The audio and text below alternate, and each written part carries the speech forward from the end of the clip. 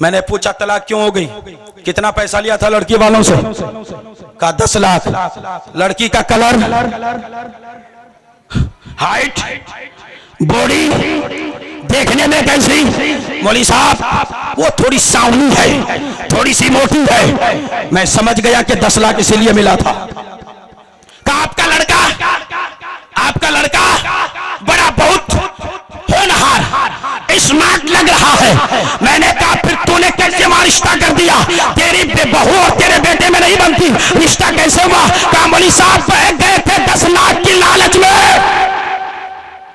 जब 10 लाख की लालच तुझे थी तो ये दिन तो आना था, इसलिए कि दोनों में रिश्ता बिल्कुल पुख्ता होने वाला ही नहीं है कि क्वालिटी। तहारत तकवा किसको कहते हैं, तहारत किसको कहते हैं, उस पे आपने गुफ्तगू फरमाई। ईमान है तो सब कुछ है, ईमान के बाद अकीदा है तो सब कुछ है, अकीदे के बाद नमाज है तो सब कुछ है, नमाज के बाद रोजा है तो सब कुछ है, रोजे के बाद अगर ज़कात की अदायगी है तो सब कुछ है, ज़कात की अदायगी के बाद हज है तो सब कुछ है, हज के बाद हुस्न अखलाक है तो सब कुछ है, हुस्न अखलाक के बाद अगर खैरात व सदकात है तो सब कुछ बेहतर है। और इन सारे मामलात में ईमान भी है, अकीदा भी है, रोजा भी है, नमाज भी है, हज भी है, हुस्न सुलूक भी है, और फिर अगर सूद से बच गया तो कमाल है।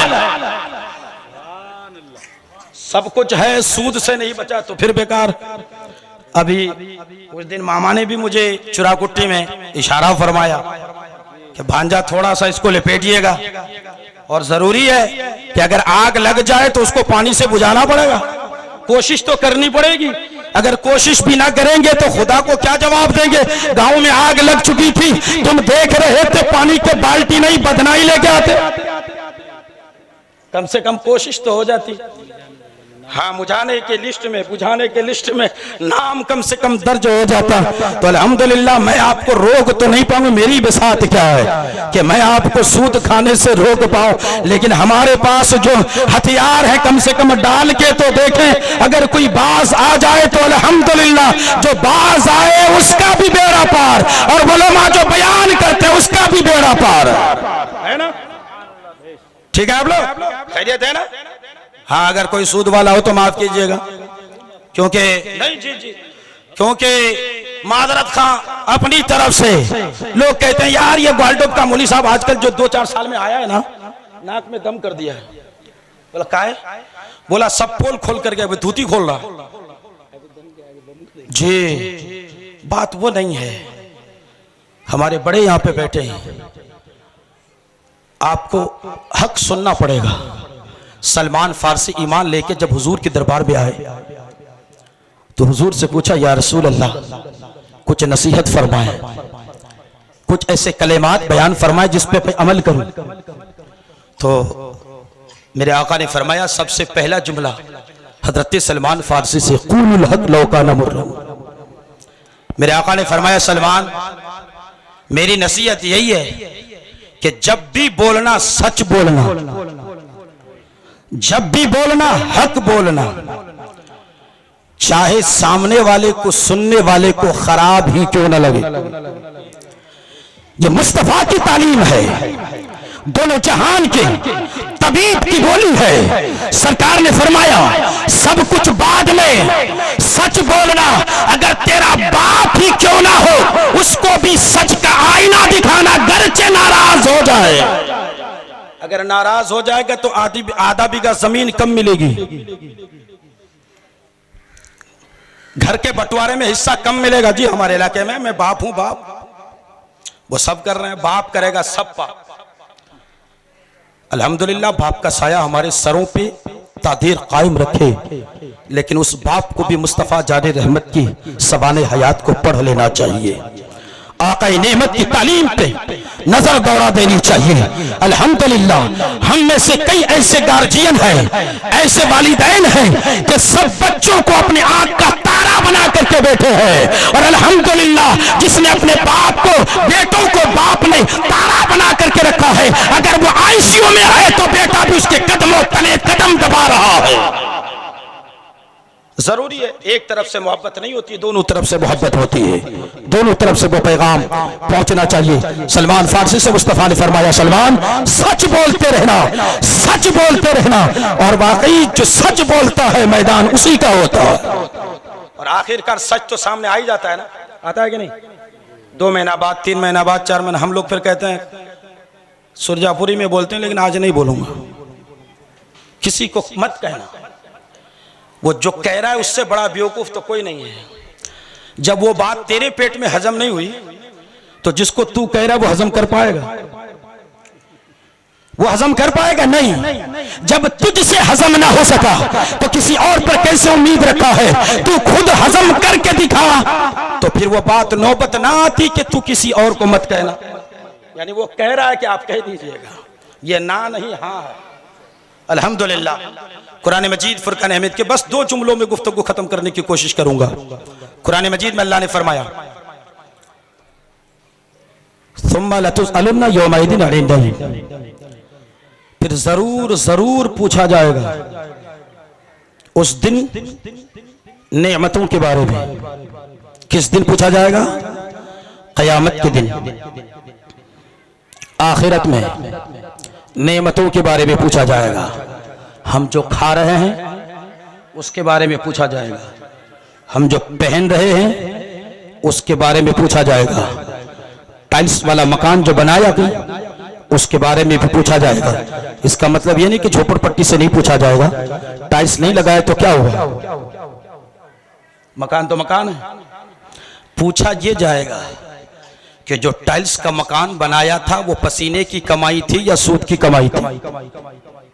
पूछा यह जाएगा जो ग़िज़ा, जो खुराक पेट में डाला था वो हलाल या हराम, जायज या नाजायज।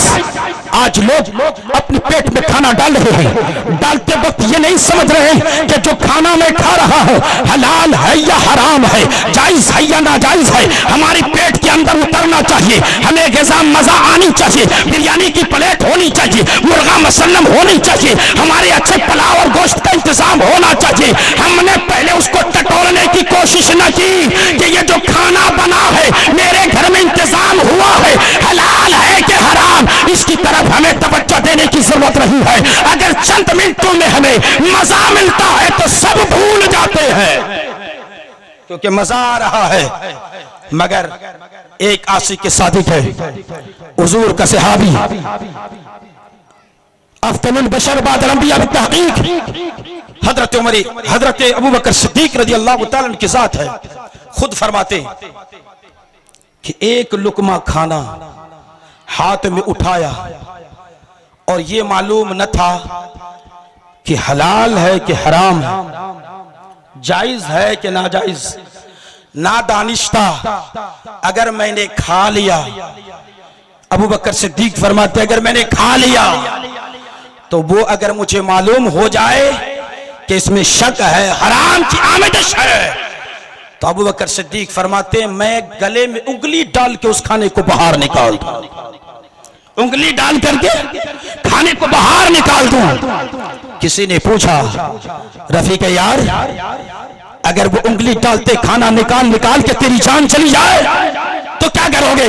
अबू बकर सिद्दीक ने फरमाया अगर वो हराम रिस्क पेट से निकालते अबू बकर की जान चली जाए तो एक जान नहीं 100 जान कुर्बान, एक जान नहीं 100 जान।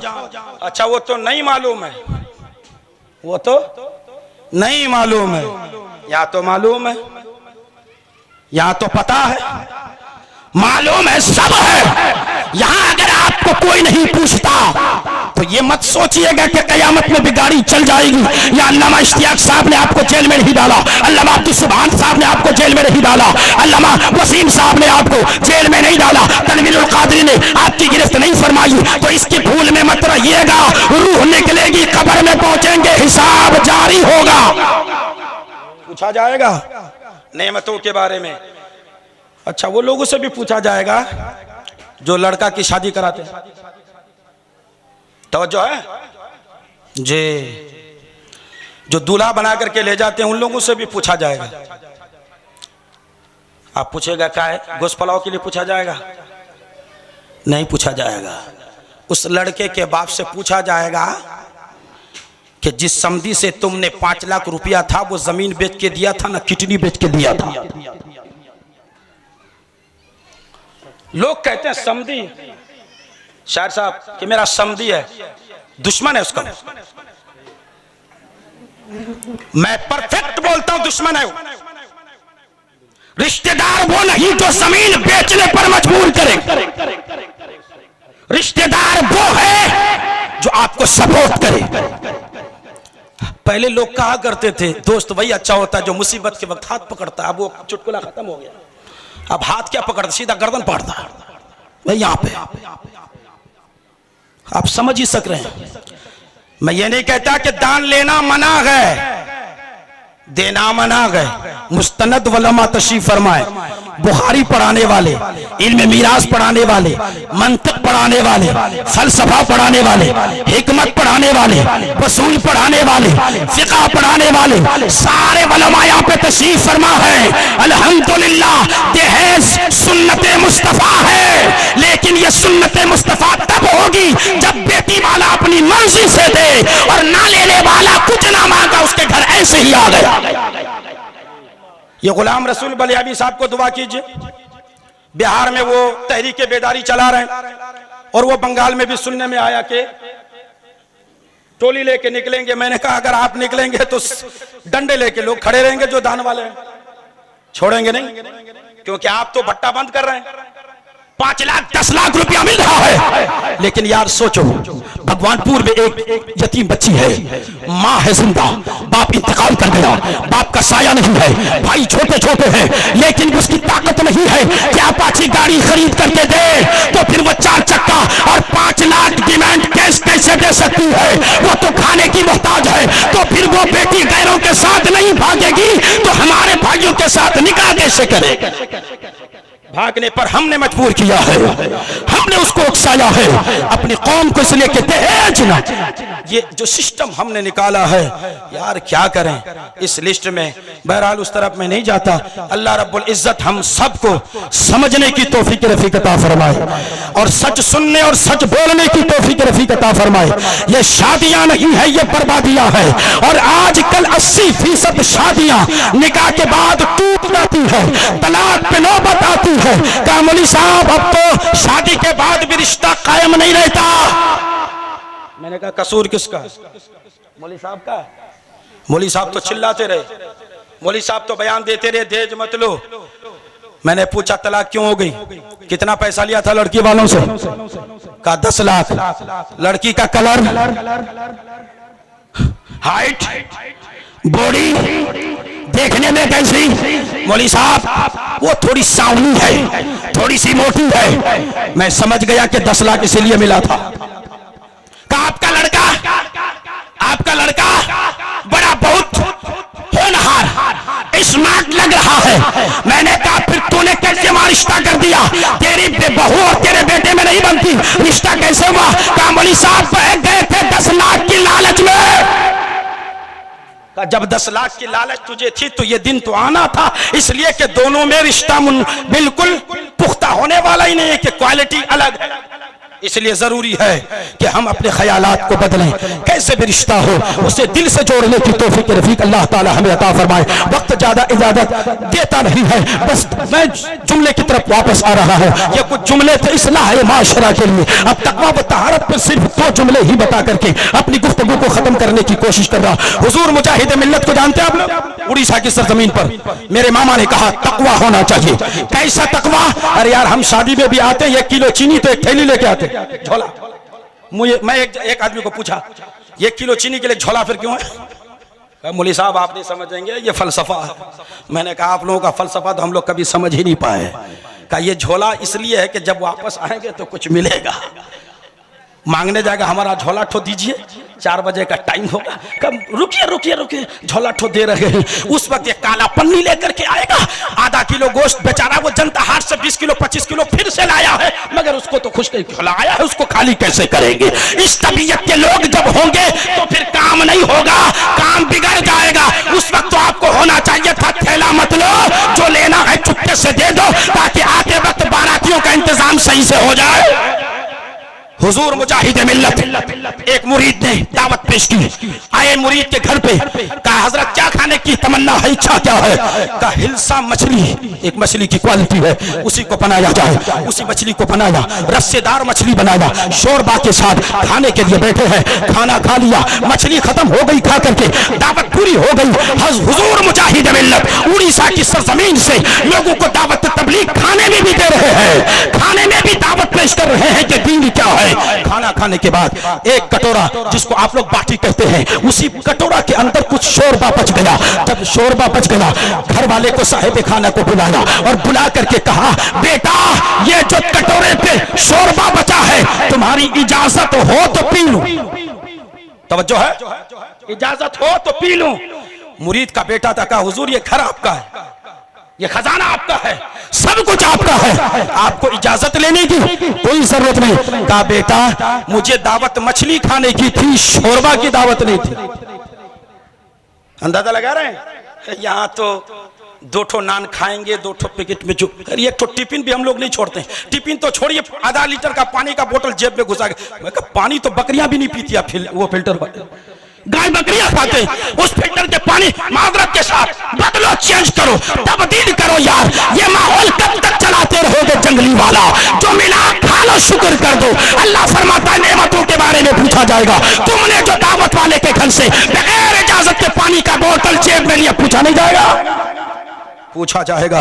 हुजूर मुजाहिद मिल्लत ने कहा, यह मेरा तकवा है जिसे आप तकवा सुनना चाहते थे। अगर वो पीते तो कोई मना नहीं था, लेकिन तकवा बताया कि पीरों का तकवा ऐसा होता है, जिनका तकवा ऐसा हो तो फिर उनसे फैज मिलता है। लास्ट गुफ्तगू, 2 मिनट है हज़रत, 2 मिनट लास्ट गुफ्तगू। इमाम अहमद बिन हंबल के पास एक औरत आई, मसला पूछा, और मसला ये पूछा तो क्या हुआ? कहा बस उस रोशनी से जो मैंने फायदा हासिल किया, अब उससे जो मैंने बेचा वो सूद को, उससे जो पैसा हासिल किया, अब वो पैसा या वो खाना मेरे लिए जायज है कि नाजायज है? बस समझ में आ रही है ना? जायज है कि नाजायज है? अच्छा, आप इधर से मोटरसाइकिल लेकर के जा रहे थे, मेरा सामान गिर गया था, उठा लूं तो कोई फर्क पड़ेगा? नहीं पड़ने वाला ना, उठा ही सकते। आप जा रहे थे, मैंने उठा लिया। अहमद बिन हंबल फरमाते हैं, बेटी सवाल का जवाब बाद में दूंगा, पहले ये बताओ कि तेरा ताल्लुक किस खानदान से है, तेरा ताल्लुक किस घर से है? वो औरत बोल रही है इमाम अहमद बिन हंबल से कि मैं उस खानदान से ताल्लुक रखती हूं जिसके घर से बशर बिन हाफी निकला है, यानी बशर बिन हाफी मेरा भाई है। अहमद बिन हंबल मसले का जवाब फरमाते हैं और फरमाया, माई सुनो, किसी और के लिए तो जायज होता, लेकिन तेरे लिए जायज नहीं है। तेरे लिए जायज नहीं है। कहा क्यों? कहा तेरा घराना तहारत से ताल्लुक रखता है, तेरा घराना तकवा से रखता है। तकवा ये कहता है कि तुम उससे फायदा ना उठाओ, और कोई होता तो फायदा उठा लेता, चल जाता। और तो करें रास्ते से जा रही तो रोशनी मिल गई, हम तो पूरा हुक लगा देते। लगा दे नहीं? शादी का पिंडाल सजा था, कौन लगाता अपने मीटर से? ये भी पूछा जाएगा। खुदा कहेगा किस मीटर से लिया था? ये तो छोड़ दीजिए, मस्जिद में भी लोग चलाने लगे। कहा तो सरकारी है ना, तो सरकारी माल को चोरी करना जायज है? नहीं है, हम लोग हुक लगाते हैं। ऐसा मत कीजिएगा। एक एक सर्रे के बारे में पूछा जाएगा। मुस्तनद उलमा तशरीफ फरमा है। अल्हम्दुलिल्लाह, अपने जाहिर को बदलो, अपने बातिन को बदलो, सूद को छोड़ो, सूद के कारोबार को छोड़ो, अपने भाइयों के हाथों को मजबूत कीजिए, शादी की रस्म और रिवाज को बदलने की कोशिश कीजिए। बदलना ये नहीं है कि खाना बदलना है, बल्कि उनके जो कुछ अखराजात है उसमें तब्दीली लाने की जरूरत है। फिर ये इलाका अल्हम्दुलिल्लाह अच्छा भी होगा, सुधरेगा भी, एक मिसाल भी कायम होगा। हमारे नजरुल इस्लाम साहब ने अपने खानदान के लिए, अल्लाह और उसके रसूल की रजा के लिए ये प्रोग्राम सजाया। मौला उनकी जायज तमन्ना को पूरी फरमा, और हम सब पूरी कौम को जो ये आग सूद की लग चुकी है, इस सूद से हम सबको बचा, हमारे भाई बहनों को भी बचा। आजकल मर्द आराम से बूट पहन के घूमता है, औरतें बंधन का काम कर रही है, और वो भी सूद पे कारोबार लेकर के। इस तरह से न करें, सूद मत कीजिए, कम से कम व्यापारी बन जाइए, बिजनेस कीजिए, दुकान कीजिए, इंशाअल्लाह अल्लाह उसमें आपको बरकत अता फरमाए। जो कुछ मैंने बयान किया आपको बाद में अल्लाह पहले इस फ़कीर को उस पर अमल खैर करने की तौफीक रफ़ीक अता फरमाए। व मालिन बलाग। अस्सलामु अलैकुम व रहमतुल्लाहि व बरकातुहू।